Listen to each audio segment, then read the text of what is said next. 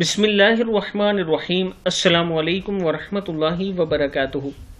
आबिद राजा channel की तरफ से आज मैं अपने दोस्तों को रसूलुल्लाह सल्लल्लाहु अलैहि वआलिहि वसल्लम का एक बहुत ही प्यारा फरमान सुनाऊंगा।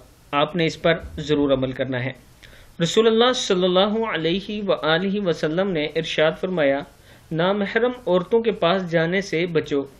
एक अंसारी सहाबी पूछने लगे, या रसूलुल्लाह सल्लल्लाहु अलैहि वआलिहि वसल्लम, खामद के भाइयों, देवर और जेठ वगैरह से मुतालिक आपका क्या हुक्म है? रसूलुल्लाह सल्लल्लाहु अलैहि वआलिहि वसल्लम ने इरशाद फरमाया, खामद के भाई तो मौत के, यानी इनसे पर्दा करने और दूर रहने का तो बहुत ज़्यादा एहतमाम करना चाहिए। सही मुस्लिम की हदीस है।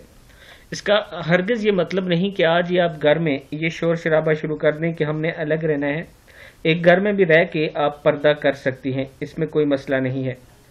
अगर आप इकट्ठी फैमिली रहती है तो वहाँ भी आप औरतें पर्दा कर सकती हैं अच्छे तरीके से।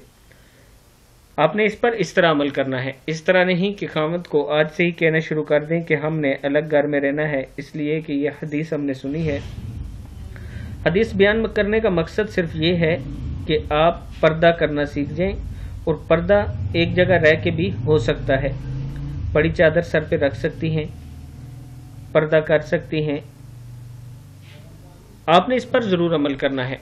अस्सलामु अलैकुम वरहमतुल्लाहि वबरकातुहू।